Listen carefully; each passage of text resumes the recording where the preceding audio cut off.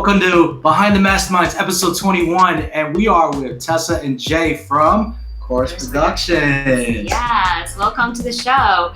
So before we're going to get into today's show, we're going to announce our raffle winner for episode 19 with Hatch Escapes.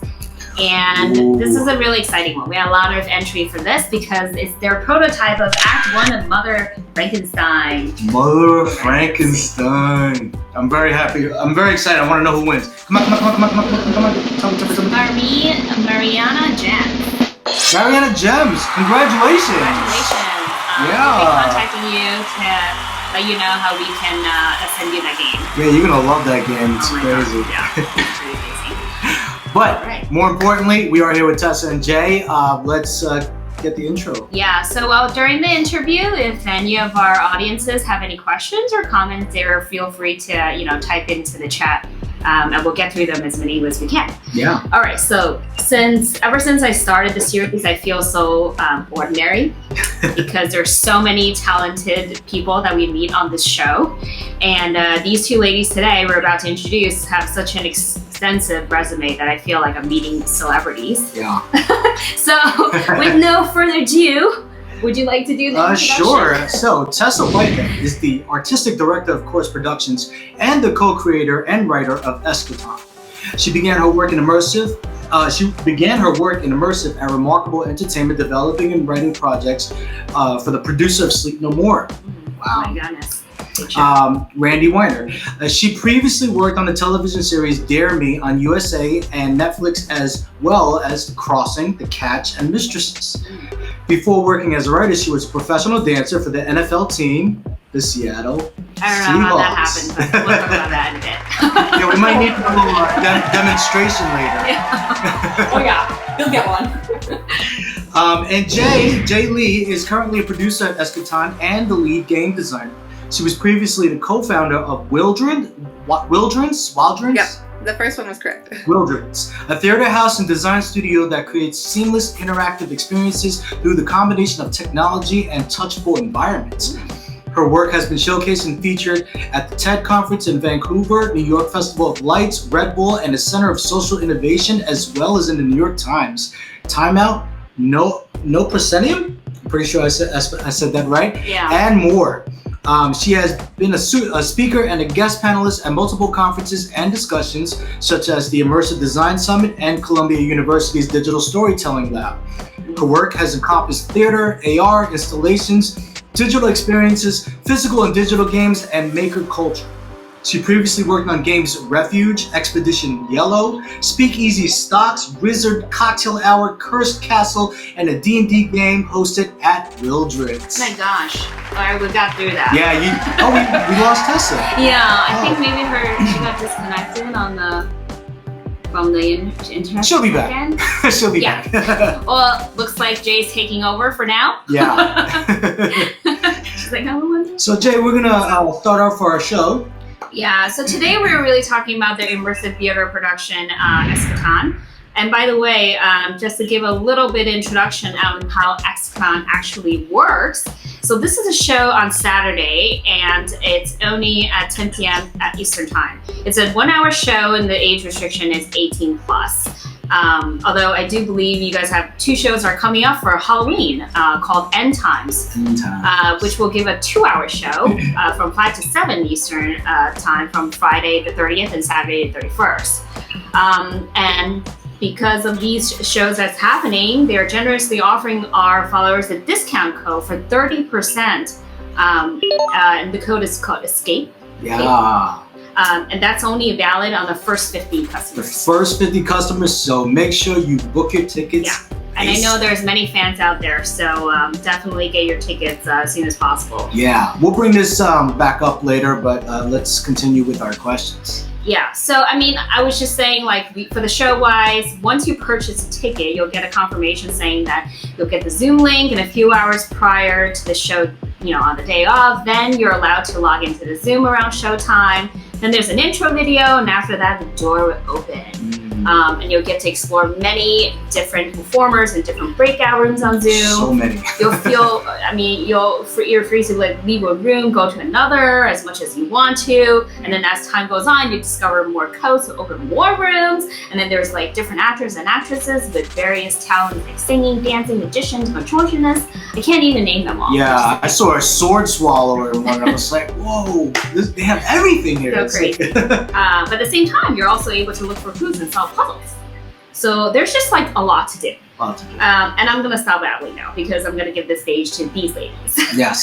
So our first question is, how did you even come up with the idea? I mean, was it because of COVID and you were thinking of something to do but couldn't go to a club, so you're like, let me create a club at home and bring it to you? Or although from what you named the show, I had to look up the meaning of Eschaton, but it means end of the world, or are we referring to this COVID situation right now? It's like, let me have one last night of fun and go crazy. So there's a sort of a long history with Eschaton. Long answer short is that there has always been a plan to create a show.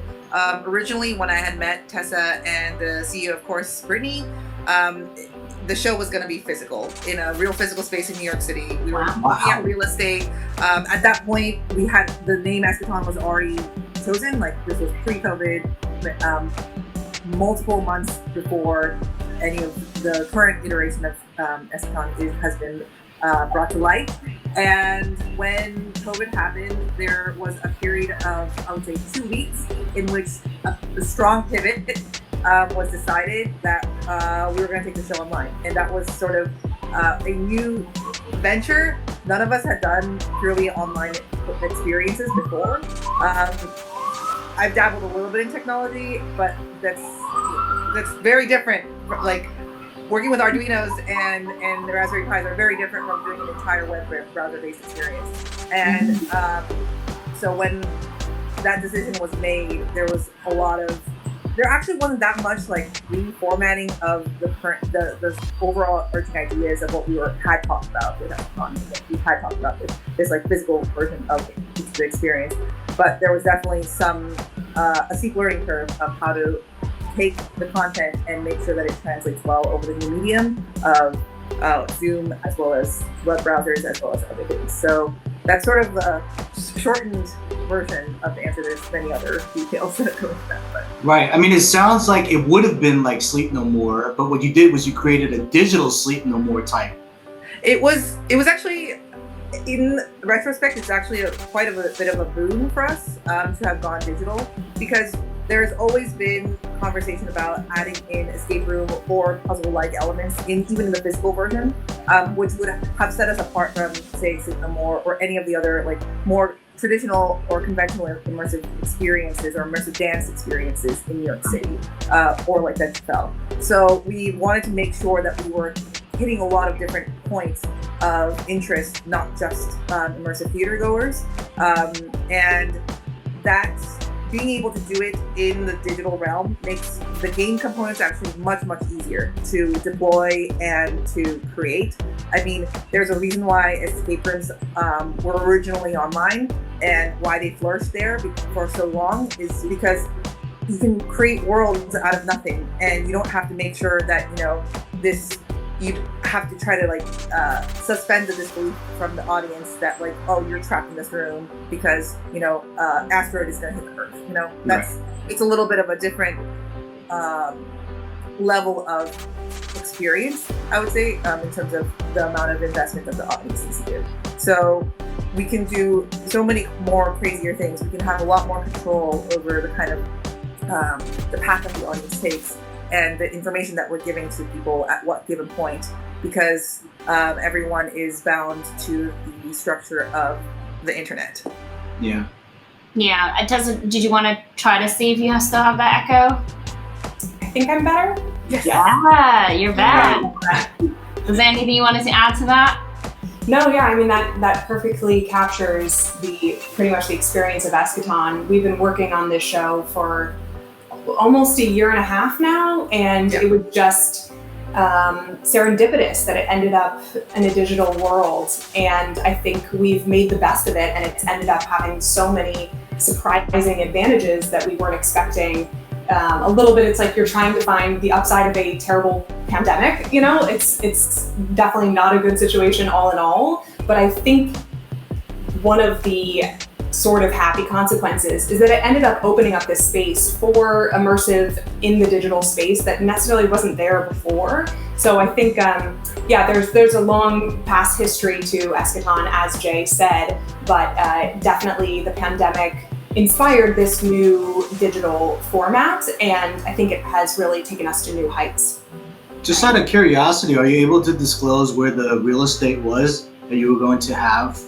We luckily did not. It was going to be in New York City. We did not sign a lease. Obviously, we got really lucky in that sense. But we were looking at a few different places, both in Manhattan and in Brooklyn. Just like cool, off major subway lines, sort of like warehousey open spaces that could really be transformed. So, it was definitely an exciting venture, and it was cool and fun to go check out all these real estate spots and sort of delve into this world that I hadn't experienced before, and to imagine this thing that you've spent developing and writing in your head for the last 6 months coming to fruition in different interesting ways in these physical spaces. But in a sense, we had to do that all over again once the pandemic hit, because we didn't want to then just conceptualize it as a purely flat two-dimensional space. We still wanted to think of it in our heads as 3D and sprawling in this huge world that you could explore. So we had to, start from scratch a little bit and think of it in this new light. And the maps were suddenly in our head in a digital way instead of walking around the building and looking at it that way. Yeah, I think like my next question was like, how long did it take to create a show? We said around a year and a half. So to find the right platform and the actors and the story components, like how did you guys do that? Yeah. That was pretty wild, actually. Initially, we had planned many months of production and pre-production to cast and find the creative team, and we were just starting to do that when quarantine happened. And then this iteration that you're seeing now, this digital iteration of Eschaton, it really truly came together in 2 weeks. Wow. So I'm saying all the auditions were held online, or did you already have Entirely online. Those first 2 weeks, we brought on the director of our development run, Taylor Myers, who's amazing. And he was really the first director that came to mind when we started thinking about doing this insane project. And Brittany and I back in the day were like, okay, we're gonna give ourselves 2 weeks. It's just a workshop. We're gonna see what we can do in 2 weeks, which was an enormous undertaking. And maybe if we had known how crazy it was gonna be, we wouldn't have done it at the time, but thank God we did. And so 2 weeks time, we went on Instagram, we emailed friends, we used, Taylor has an amazing network of really talented immersive performers, and he reached out to everyone that he knew, and we did all of the auditions, everything completely online just in those first 2 weeks. And since then, things have changed. Obviously, we've developed more of a structure in terms of casting and bringing on new members, because we always have new people. It's a rotating cast, but the majority of the cast members were brought on in those first 2 weeks. Yeah, we should definitely talk. I'm also a talent manager. I have a lot of different artists from all different types of definitely. Yeah, I mean, I think like, being that you were online, you were able to probably capture more talents, because now you can get people from all over the world to submit their resume versus just like local or regional people that can, they can't travel or whatnot. So I think that's why like I see like so many different I feel like the world is stuff. Connecting more because of this, because you don't physically have to travel to go speak to someone or meet with someone or collaborate with someone. It's all done online. Yeah, that is definitely true in a sense, and we're incredibly lucky to be able to have a very diverse cast in every sense, because they can be from all over, have different backgrounds, different experiences, and different skill sets, which is the upside. But I think an important thing to acknowledge, that we do acknowledge in the theme of Eschaton, is that there's still a gap it is as good as it is not the same as casting and working and performing in person. Yeah. And we don't try and pretend like it is. There's definitely a sense, hopefully, that you guys saw when you come to Eschaton, of mystery and ennui, like a little bit of sadness that we can't be in the same room together. And this is not a replacement. It's something different and something fun and great, but it's not a replacement. Yeah, definitely. I mean, like this might be a little bit different because usually we don't do our raffle drawings for our prizes like until 2 episodes over. But because they're offering a raffle prize of 2 tickets that are going to be one for each day of their show, we're going to just leave the message on the screen. So as people are coming into it, because I know people come in and out of the interview, if they want to type in the phrase, it's showtime. It's showtime. They will be able to enter for the raffle winner, and as we go through the show, we'll see how many people participate, and then we'll see if we want to do the live drawing at the end of the show, or we might give like 1 or 2 days just in case people can watch this on our YouTube and our in IGTV. Right, because the show dates are like Friday and Saturday. Yeah, coming up. So. I mean, I saw the some flyers and postcards, and I was like, oh my god, that looks amazing. There's a lot in store for you guys. Oh my goodness. Awesome. And yeah, I don't even think we got to see like maybe 50%. When we were oh my god, or no, less like than 10%. Like that's how I felt. I was like, I think I definitely need to come back. Like, yeah, like we played separately, so like I think I saw some stuff she did, and she saw some stuff that I didn't, but still collectively, I don't even think we saw nearly close to her. And that's sort of intentional. That's obviously intentional. In the sense that like we definitely want even people that have been coming since the very beginning, every week. We want to always offer something new and different and have every experience be bespoke in the way that in that like almost all immersive pieces are, because the superstar is you. You are the person that is having this first person journey. And I think we try to support that as much as possible. So, you can come 50 times and hopefully you'll find something different and new and have a different experience and journey every single time. Mm-hmm. Yeah, that's how it was. I mean, like when we first entered it, I had no idea what to do, and then we slowly kind of. We were distracted though. It's like, wow. No, but we had this is great. We had a little bit of help because we had people in there that were like, oh, ESCAPETHEROOmers, you guys are in here, and then let me give you a little hint on like where to go. It was like a nudge. And I was like, thank you so much because we're really lost. I feel so lost. Yeah. But it was great because we were able to discover like things as we went, and then after the show, people started asking us like we're experts. I'm like, yeah, I can tell you where you should go. I have no idea. I'm like, yeah, sure. Just ask me. Yeah. So that was great. So how big is your production team? Was it different to gather the right people together, especially during this time frame when pretty much everything had to be done online versus if you were able to do this in person? It was difficult, definitely, and still is difficult because I hadn't met any of our cast members. I've met Jae, obviously. We've met before quarantine happened, but I hadn't met any of our cast members, any of our amazing production team in person until like maybe a month ago. So, challenging to build that excitement and that team spirit feeling, speaking of cheerleading, when you can't rehearse it together in person.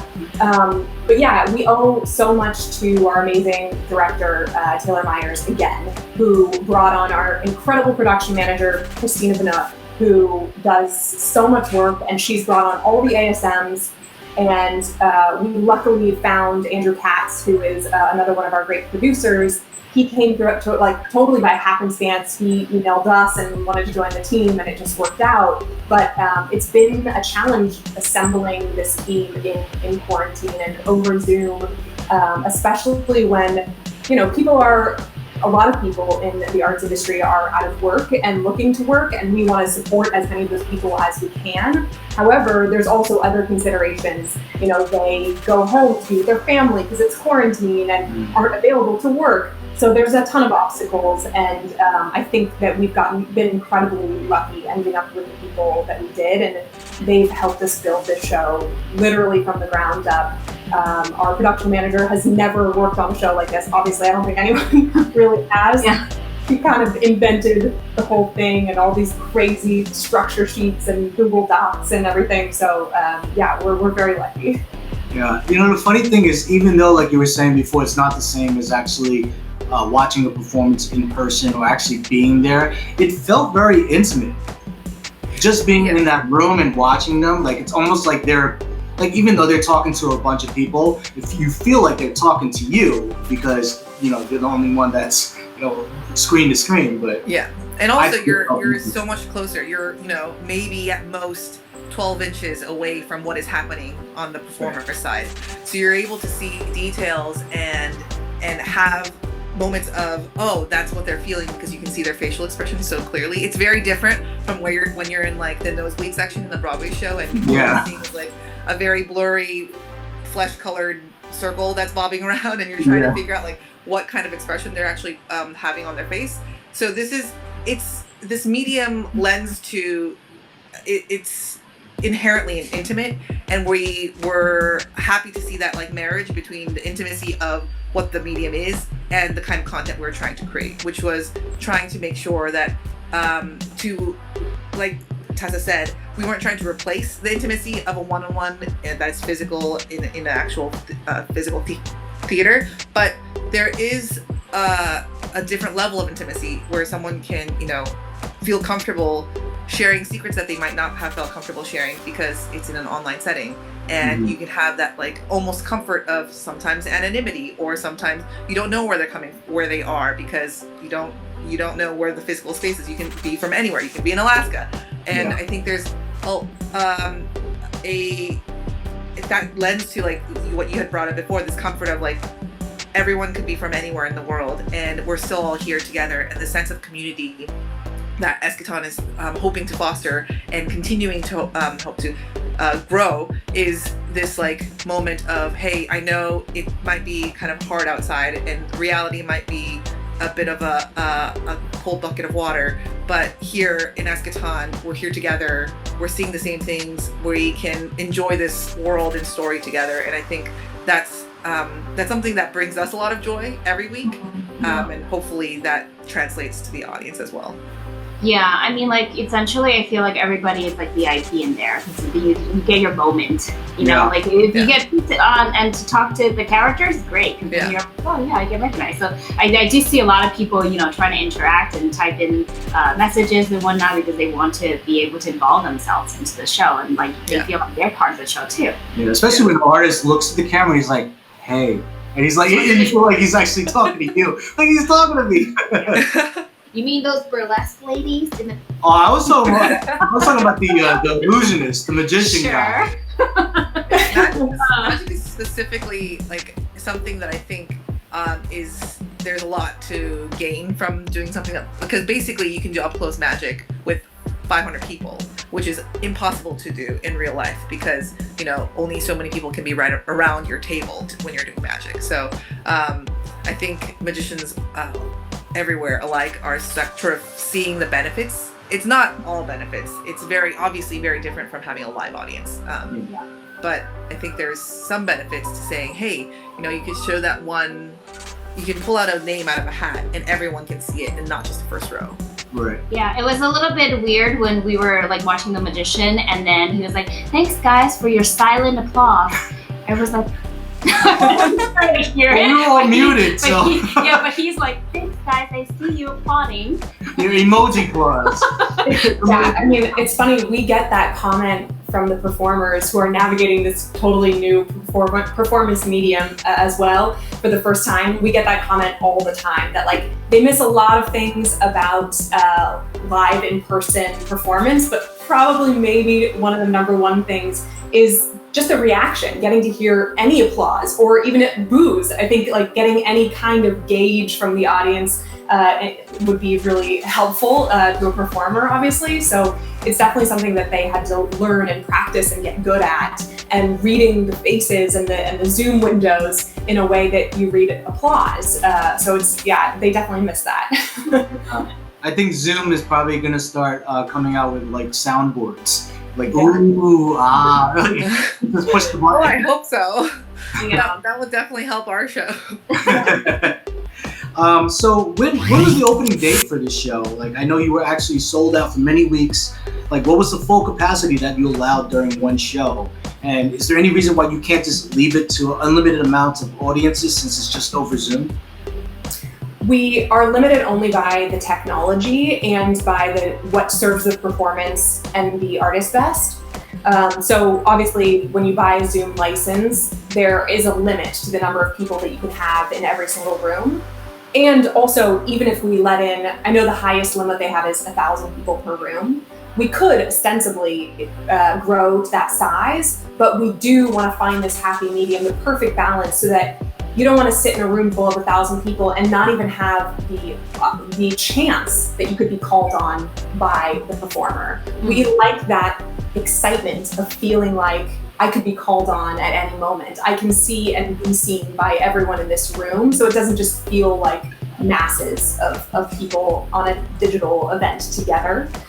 So we kind of determine that as we go, and one of the greatest parts I think about Eschaton from the beginning has been that we're quick on our feet and we're extremely adaptable. Obviously, I said we put this first show on in 2 weeks, and it has changed monumentally since then and continued to evolve and grow. Every single week, I do more writing and I add characters and I add storyline, and Jae does so much work week to week, building puzzles out, creating this puzzle universe and making it deeper and richer, and even editing the past puzzle tracks that we've done. And so I think that to call any night our opening night would be incorrect, because we sort of just open it up to around 500 people from the beginning and just let it grow organically. And we never wanted to limit ourselves to being like, okay, now the show is done, now it's open, we're never changing again. It's an ever-evolving universe that, although it's fictional, feels very real because there's character development happening all the time. So I think that's why we kind of avoid the terminology of opening night. Yeah. Okay. Oh, I think we meant like, when did this actually start? Like, did you your first show? May. The beginning of May. Yeah. In May. Oh, okay. Wow. That was it. It's been a while. Yeah. It feels like years ago, doesn't it? Yeah. We actually know someone who's attended every single one of your shows. And so. Amazing. We probably know them too. We love them. Probably.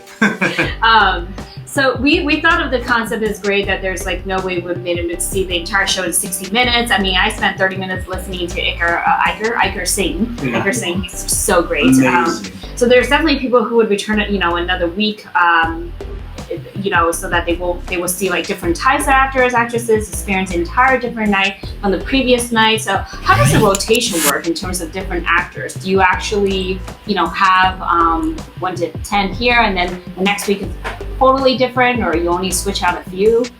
Okay, I think Jae is hopping out because she also had sound issues, but I will answer that. Yes, it's, again, like everything in Eschaton, an incredibly complicated and hopefully well thought out process. We have an enormous roster of around 40 actors and performers, and it's also always growing. We're always onboarding new people. And the way that we do it month by month, the casting, and so we'll go out to availability and we'll see, who's around, who's available. And then from there, we'll build out the cast list for every single show, depending on who are the characters that need to deliver some amount of narrative or puzzle information. Oh, great, we need these people in this show then. And who, how do we diversify the everything about the cast to make sure that it's fully representative, inclusive, and also has different types of performances. We don't want all DJs performing all at the same time. As you guys saw, we have puppeteers and magicians, and part of the fun of Eschaton is making sure that it's diverse in that way. So that's sort of the casting process, and balancing out all of those elements is a really important part of it, to make sure that no matter which show you see, even if you only come once, you're still getting vague hints of what the narrative structure, what the puzzle structure may be, even if you don't get the full picture. Okay, so then if someone misses, let's say, like a week, and then they come back like 2 weeks later or something, can they still follow that puzzle route? Yes, they can. I'll let Jae talk about the puzzle routes. We're discussing if you come back 1 week and then you miss a week and then you hop back in. You can do that. But the one important thing that I'll note on my end from the narrative side of things is that it's almost entirely nonlinear and vignette-based, the style of storytelling that we use. So you could come to one show in October and one show next February, and you'll still get a general sense and picture of, again, the full narrative arc. There's no specific timeline. There's no plot in the sense of like direct cause and effect. It's more vignette style. So yes, you can skip a week and come back and still be on board. Yeah. Do you want to ask something? Yeah, and specifically for the puzzle tracks, they, as much as they are weaved in with narrative and there to like build out the world, there is sort of the origination of where you would start with the puzzles is, and this also starts the sort of seed of the narrative is like, where's Mary? And that's sort of the thread that you start with. And I think with the puzzles, we were also trying to build it in a way that like, yes, you know generally what direction you're gonna go, because you know you have to try to figure out who this Mary is, where she is, and why everyone is so abuzz about her. I think that, but the way that you can get to the answers are in a variety of ways. We call it like breadcrumbs, where we leave multiple breadcrumb starts. So like if you were to use hiking as a terminology, multiple trailheads to get to one apex of a mountain, and from there you can explore as deep and as much as you want to through that track until you feel like you've gotten to the end. Sometimes it's very clearly marked on by text or by action. Oh, you have reached the end of this specific track. But other times there is a bit of more of a mystery of like, oh, perhaps you might have to come back again and pursue this track later because something else will be added. There is a bit of like, because we have been developing this in conjunction with the run that we've had, there is always a constant redevelopment of, oh, maybe there's some other puzzles we can add here. Can we switch out this puzzle track to be a little bit different? Look, whether it's by aesthetic or by content. And also we know where the end should be, but we also want to make sure that we get there using the right like journey path. So we are constantly trying to figure out where is the right path to go down and to give to the audience. So right now, we're planning to add a few more tracks here and there to help build out that continuation of that journey. And those will be brand new. And those are new that you haven't seen, like folks that have come in May or haven't seen before. So there's definitely new things out there, even old puzzles that look new. And I think it's all part of the development that we've been undertaking for us. So. Wow. Yeah, I mean, I feel like we haven't completed any tracks. Yeah. Because I haven't seen any obvious end track notes to our journey, so we definitely need to. I think she solved about 2 or 3. Yeah, but there was like you definitely. That wasn't even. Yeah. So like, is there any point where someone could actually find this Mary character, or there's no end yet? There is an end, I will say that. Okay. But it's not quite as simple, and I don't want to give away anything. Yeah, no. To just say that like you're finding her dead body in the back closet. It's not like that. Okay. But yes, there is a spectacular ending, and we know what it is. It's ready to go. As Jay said, we're just trying to find the most scenic route to get there. I think I know what it is. I mean, there's also a myriad of Easter eggs that we drop along the way that it depending on where you are in the puzzle realm, you probably have a pretty good idea of like, oh, I may have been on closer to Mary than I thought originally. And those are the places that we want to give feedback to the audience like, hey, you're on the right path. We definitely don't want to leave audience members completely lost and unsure of where to go next. That's a common frustration that I have when I do escape rooms or any like ARGs or journey-based experiences. And I think having that structure, like a little bit comforting, saying like, hey, you're doing a good job, or hey, maybe are you on the right path? Yeah, go right instead of left maybe next time. Does it involve a mirror? That's the Halloween show. Yeah, I know, but I feel like it might cross over somehow. We have a whole different Mary for Halloween. Okay. So come to Halloween to find out the Mary that we're focusing on. And speaking of that, if you type in "it's showtime" into our chat anytime between now and I think we're going to extend our 2 more days into this because we want what people who haven't watched the show today to be able to do so. And we'll definitely draw the raffle on Thursday just so we can release that information on our website. So and also 30% off code. Oh yeah, that's important. Type escape, valid for the first 50 customers. First 50. Yeah. They're gonna sell out soon, so. And then, all right, so here's our next question. As you know, like we have many puzzle lovers in the community. So I believe Jae is the designer then behind the puzzles? Yes? Okay. And so the inspirations that you have crossed between the storyline concept and the puzzles. And we also noticed, there's like puzzles that you're allowing people to like take home with them so that they can do not on the show to not waste time. So that this way they can interact with the characters and whatnot. So how does that work? Like in terms of what if they get stuck? Like how do you give hints or, what kind of, like you said, like, in case people are, not on the right path, or if there is a storyline that can kind of guide them that way, what is that driven, path? Yeah. The support that we have. So we have a number of ways that we're hoping to give that support for audience members that want to follow the puzzle path. You don't have to. I will say that Eschaton was specifically built to capture as many different kinds of folks and different kinds of entertainment that people are looking for. So you can come just to enjoy the performances as a club specifically. If you do choose to sort of wander down the path of most resistance by solving these puzzles and trying to figure out the narrative behind all of these performances, there is a few ways that we are giving support. Some of them are Easter eggs, so I will refrain from saying specifically what they are. But I can tell you that there's at least one roaming character during showtime that's specifically in the show that is there to help you out. We have used this character as almost a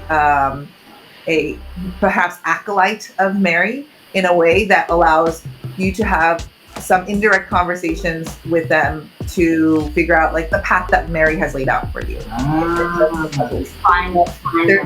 There's also them. Yes, I get they already get bombarded, so and seeked very well seeked out during the show. So I will not say who they are and what they're send me virtual gifts. Yeah, he has friend requests. Me.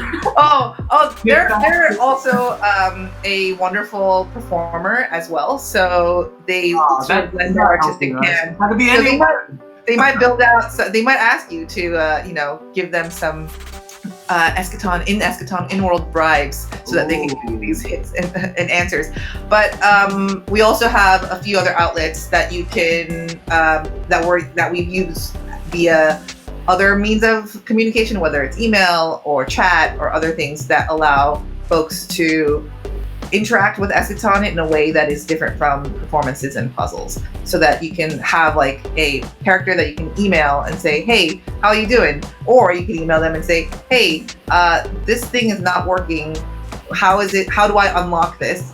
And perhaps there's a few characters behind those email chains that can give you a little bit more information than at least we have one of those. Yeah. We found out one.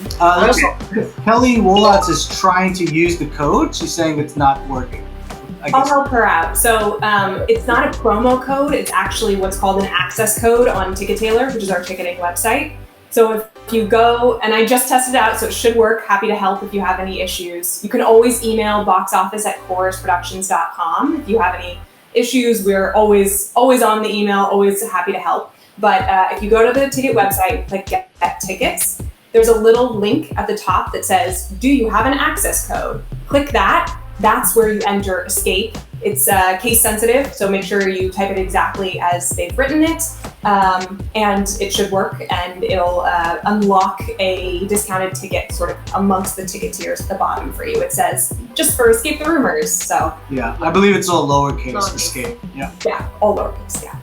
Cool. Right. And then So what was the most difficult challenge to make a production like this? I mean, was it the budget, advertising, or rounding up all the actors? Oh. So much. Everything above. That is a can of worms you just opened up there. Yeah. I think though, by far and away, if we had to categorize the biggest challenge, it would simply just be basically becoming a tech company when you're not a tech company. There's always challenges when you create any production, like always unforeseen craziness that happens. But usually you can conceptualize, because you've done physical theater productions before, the types of things that are going to go wrong and how best to deal with them when they come up, right? That is not the case when you're working in a medium that you have never worked in before, know almost nothing about, and is pretty much new for everyone, right? We're all just trying to use Zoom for the first time for theatrical productions. It's not like an established thing. So literally we would have shows where early on, we're in the middle of a show and Zoom pushes an update so that you can no longer copy and paste Zoom links in the chat box, because they were having issues with Zoom bombers, right? So they didn't want people like hopping in and pasting a link to something crazy or inappropriate. And so that was our main function of navigation before we switched to the room keys. And so we're literally relying fully on copy pasting Zoom links, and in the middle of the show they disabled it, and it's like you just have to, the show must go on, right? So you just have to be quick on your feet and just figure it out. But I think that's been definitely the most challenging thing. We built a website, like all these crazy things that I never thought that I would do. Yeah. That's crazy. And Jae, did you have anything else to add? No, I think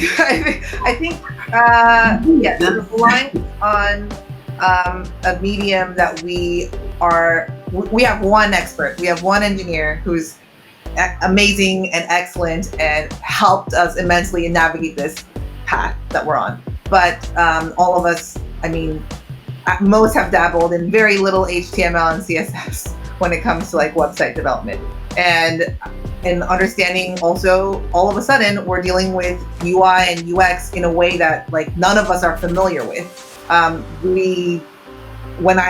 know exactly where to put the gaff tape when we need to put like a warning sign when you have to turn the corner in a real physical theater. It is much more unfamiliar territory for me, where, a placement of a button makes the most sense when you are trying to get people to go from A to B on a website. And I think those we've all learned pretty fast, and I would say we did pretty well. I think our website functions and it works. It serves the purpose that we want it to have. And I think we're also using it because we're not from that field. I think we're also using this medium in a way that is sort of out of the box. And I think that is also refreshing for folks, because part of it could be like we're also trying to harken back to like old school 90s browser technology. But I think there's a sort of a newness or a novelty of coming to a website that doesn't operate in the same slick manner that all the like corporate websites or websites that you would normally go to, which would be like, company or otherwise, Right. Not show, right? Usually not a show. So Yeah. I would say you guys are probably pros now. Yeah. I don't know. I feel like we'll leave the moniker of pros to the actual pros, but Not updated on the LinkedIn yet. Yeah. That's good. We're good on the links, but we learned so much. I'm sure YouTube helped. Free tutorials. I know a lot about Zoom, but there's always more to know about Zoom. But I think, just this idea that we were going to create a website that was a show. If we, again, I said this before, but like if we had known how difficult it was going to be to communicate this to an engineer, I think we maybe would have been more reluctant to undertake it, which I'm so glad that we didn't know, and that we're definitely where we are now. But in the early days, I was like, Brittany, we want this whole thing. Brittany Blum is our the CEO of Course Productions and our other producer and co-creator. And I was like, we just want to start this whole thing on like a really cool landing page. It's going to be super simple. Like, I don't want people to start on Zoom. We're just going to do a real simple landing page that like opens up at showtime, right? Like easy. And it was like so much more complicated than I thought that it was going to be. Yeah. That's Well, it looks like Caitlin McGrath said, "You folks have been amazing about troubleshooting on the fly." We agree. That. You know, from what you just described to us, it sounds like you are. Because our show didn't have any troubleshooting, so. Yeah, it was Perfect. definitely fluid straight through. Sydney Guillory says that she's very fond of y'all. Thanks. Well, shout out to Caitlin and Sydney. They're two of our regulars. We love them so much. Thank you guys for coming to the show. I mean, truly, that's what Eschaton is all about, right? Like the audience, you make the show what it is. So we love you guys. Yeah, you guys, we wouldn't have a show without you, and I think that goes. I speak for everyone when we're saying that, including our performers and our production team, etc. Yeah, for sure. And I'm sure they'll probably attend the Halloween one. So if you want a chance to win 2 tickets, just type in it's showtime in the chat. Yeah. All right, you want to go? Yeah, people have no idea what they're doing. Like, what's the first thing you guys would suggest them to do when entering the show? And what is your favorite room or rooms? That's probably gonna be a hard one. We should No. It's like asking a parent to pick their favorite child. Favorite child. The first thing that I would suggest, that part is easy. My best advice for coming to Eschaton is to explore, just follow your proclivities, whatever you're into, and definitely take your time. I'm the kind of person that I'm a completionist. So like, I want to go and like get straight A's and do everything right and like go to all the rooms and check all the boxes. But it's actually, you know, it is part nightclub. So maybe don't take that attitude. Relax, have fun, and really enjoy the performers. They put so much into every second of their performance, which is basically an hour-long one-man show or one-woman show for each of them, or one non-binary person show for each performer. And so taking your time to sit with the performance and really watch it and absorb it for a second, instead of just hopping from room to room, is, I think, a positive way to approach the show, even though, you know, we leave it up to the audience members. So if you want to hop to every single room, you can, but that's kind of like how I would approach things if it was my first time. And in terms of my favorite room, should I let you answer this, Jay? Because I don't know. Well, I will say favorite is hard because we've all also like handpicked and like Tessa's handwritten, and we've created all of these characters with our lifeblood. So it's really hard to say, hey, I would much rather have my left hand than my right hand. To mine, like say you were attending the show, you're like, I'm gonna click on that one first. So I think so the way that we've structured the show is that we put the roles that we call the hosts at the very beginning, which are folks and rooms specifically there to help break the ice and get those sort of interactive juices in this new medium flowing, and also there to give you the most information and interactivity in terms of talking back and forth and dialogue. And I think like that is always a great place to start, and you're sort of almost forced to start there anyways. But I do think that if you're ever in a place during the show where you're like, oh, I heard about this other, like some snippet of storyline that I want to like follow up on, if you ever feel like you're lost, any of the host rooms are probably the best places to go to sort of get those answers or delve in a little bit more into the storyline, because those the wonderful performers that are the hosts for every show are there specifically to give you that sort of like the most amount of interaction, the most amount of information as possible.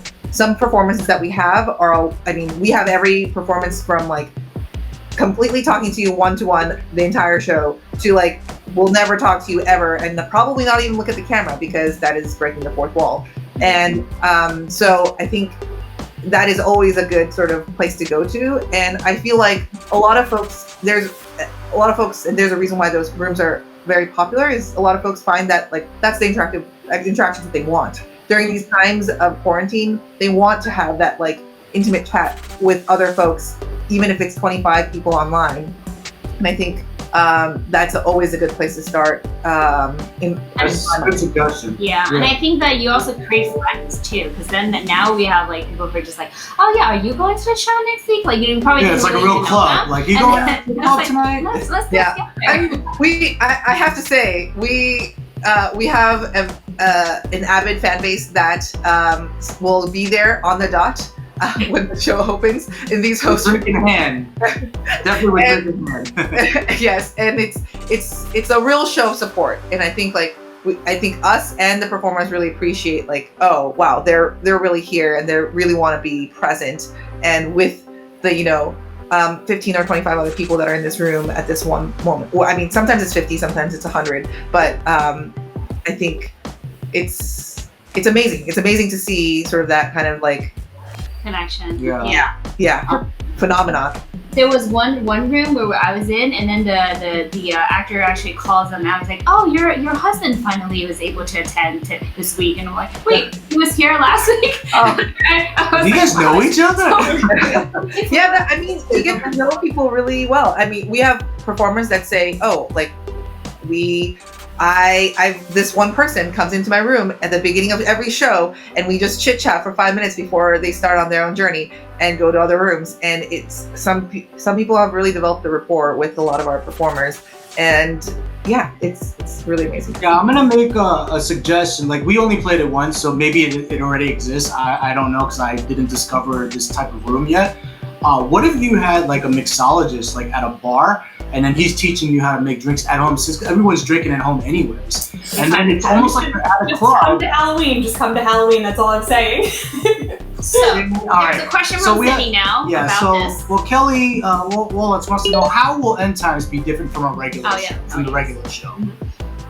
Well, without giving away too much, it's going to be obviously still the Eschaton that you know and love, equal parts nightclub and immersive experience. So not crazy different, but there are so many wild surprises in store. I think the coolest, most exciting thing about End Times is that because we decided to do a specific one-off event, we had the freedom to create almost an entirely new narrative just enclosed in these 2 nights, which is it was really challenging and also really exciting. So new puzzles, new story, new characters, a ton of new rooms, all kinds of new decor in Eschaton itself. And we had rehearsals and development sessions with every single performer, even the ones that are usually in Eschaton, our regulars. We also redid their rooms to add in fun, spooky elements. So there's really a ton of work and effort and world building that went into Halloween specifically. So I think it's going to be different in a lot of fun, really exciting ways from normal Eschaton. I'm going to try to get some more of these questions out the way. So Sydney wants to know, what is the show to after party time ratio for End Times? 1. Okay. There you go. And then Caitlin said that there's a bunch of them that are talking all week now, and you've connected a bunch of people together. So make friends. That's always great. Yes, we've heard that there has been some spring ups of non-official. Like we had no idea until like someone told us of Facebook groups and Discords, and I think like that's so much affirmation of like the kind of work we're trying to build. So thank you guys so much for building the community yourselves as well. Thank you. And also, I think your job. Yeah, you're saying some call it a club, some call it a cult. There's a cult. We feel part of that cult ourselves too. I mean, we spend every email that's part of this sort of ARG puzzle world, every email, every web page, every phone number that you can text, like there's a real person behind that. Every even like character, every staff member that works these shows, they are in worlds. They care about this just as much as you do. They recognize your faces and names as well. And we're definitely all part of this community together. We genuinely, like, this is our lives. We live and breathe Eschaton all the time. So we appreciate it. And I'll drop a little Easter egg because I know there are a lot of people in this chat that are regulars. The staff and crew are equally haunted by potato as you guys are, so you are not alone. Just saying. Oh my god, I know about potato. That was one of my questions. Damn it! Yeah, there has been. I mean, I have to say, like, the amount of creativity that has gone around to name the frustration that potatoes have given to folks. It's really inspiring. Oh my goodness. I was like, well, maybe we know something they don't know, but they know. They know. Okay. So I know you said that this show won't have an end date, but for guests who are attending, for a while now and still can't get enough of it, probably already visited like 90% of the area to discover, and then you said that there are stuff that you're going to add into the future and whatnot. So they should just continue to come. It's going to be a new show every night where you promise they'll find something every time that they don't know of. I'll let you answer that, Jae. So you pressure on. So the thing is, for now, yes. That it's sort of a hard question to give a forever answer to, because we don't know. We cannot see, 10 years or 5 years or 1 year down the line for what Eschaton is at Holt, because as Tessa had mentioned before, we're incredibly fast on our feet, and we also want to make sure that Eschaton is. You see where my head is living right now. Eschaton remains relevant wherever it is and wherever time we're in. So I think it's hard to promise you that it's going to be different every single week. Like something new will be there every single week, but we are trying to build it in a way that we can future-proof it to some degree, where as long as there is a feeling and a loose thread that is a wanted loose thread and not a point of frustration, that feels like you can keep going. I think that's sort of the sweet spot that we're trying to find, where it's almost like as if you finished reading the book. There's a lot of questions you want to ask. The main story plot has concluded, so you feel like you have completed your journey, but there is all this imagination left up to you to try to figure out, like, where did this person go to, and how did this character grow up, and where is this important artifact now? Right. And I think creating a spin-off within what you already have. Like and I think those are the mysteries that make life joyful.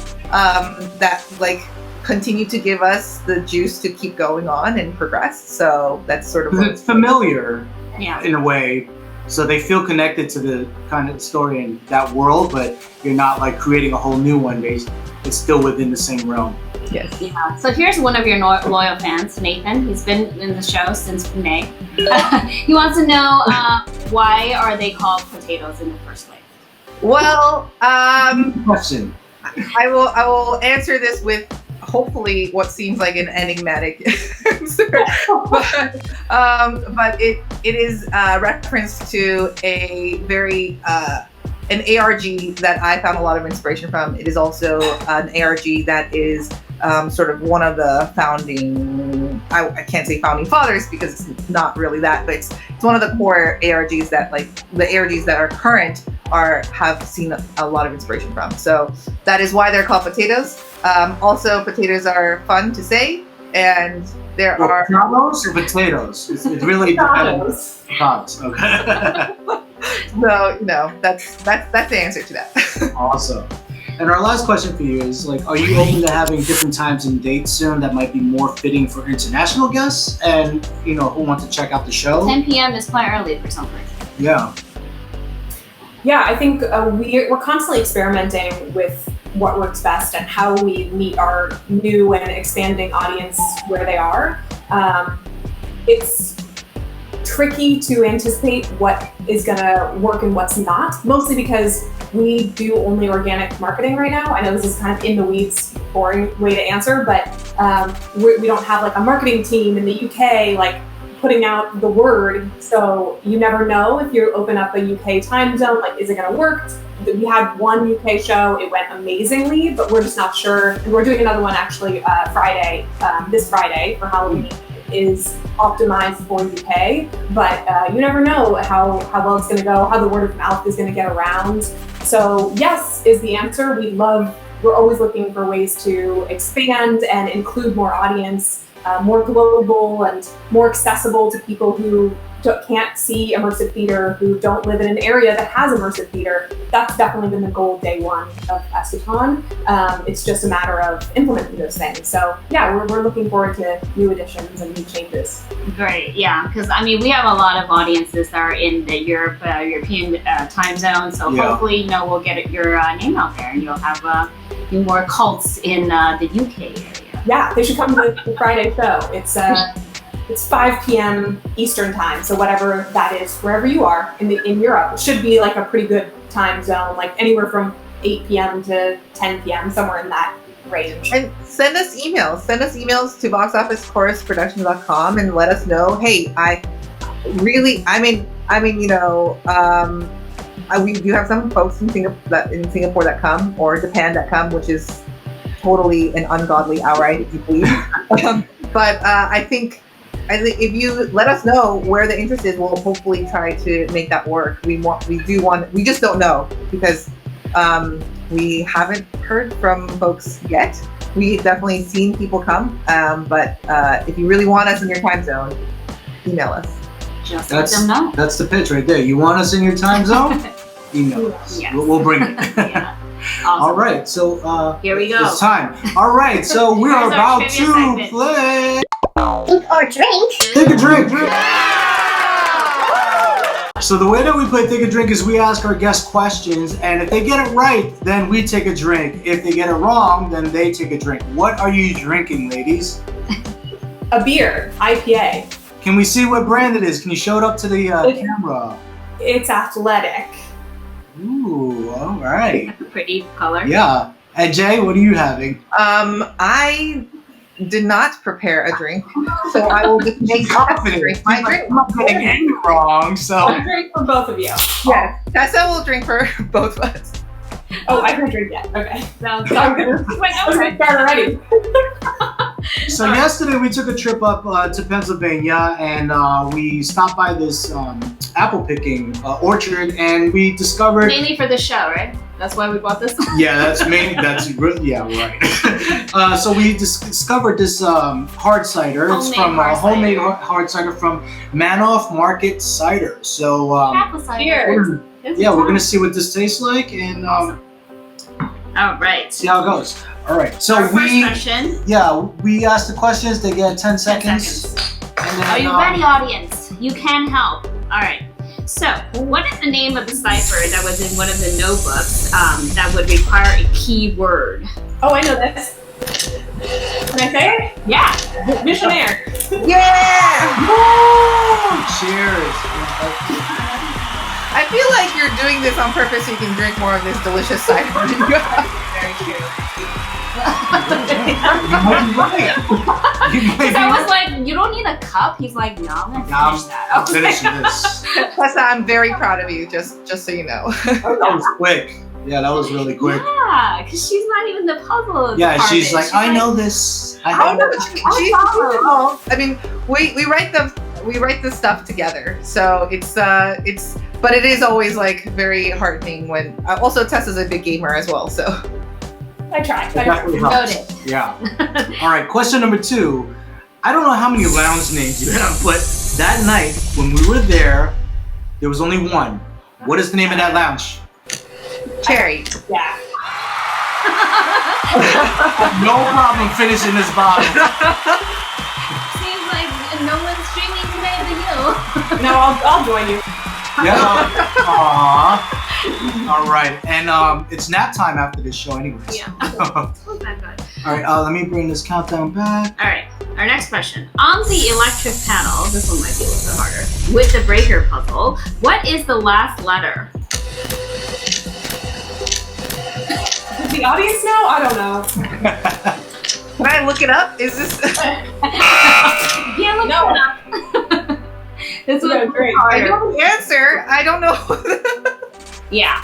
So it's the letter N. The letter N. Okay. good to know. Nancy. A little bit harder. Oh, you guys really picked like the teensy details. Yeah. Well, the first two were to the warm name you of up the and game get is you Think in. or Drink. So. Oh, we got a latecomer, Nathan Galvez. But he knows. Where were you? He's drinking too, so. I mean, he's the one that sent me this one. So you better Oh, know. there you go. That's why. All right, our next question for you is, what kind of problem was one of the actors encountering? This was hard. There's a lot of them Right. encountering well. Give me a hint. What room? The rat? Oh! Mainly because I didn't even get to see the rat room, but I keep hearing people talking about it. You gotta go see the rat. I see the rat. Got it. Yeah. That was a trickily worded question. I like that. It was tricky. Because everyone has problems. So. Yeah. Everyone has rap problems. Or problems. Yeah. All right, question number 5. What am I gonna do with this one? They already got it. All right. So what? No. Spell it backwards. Okay. Or unless you speak Pig Latin. Do any of you speak Pig Latin? Yeah, I think I used to. Try me out. Okay, so say the answer in Pig Latin.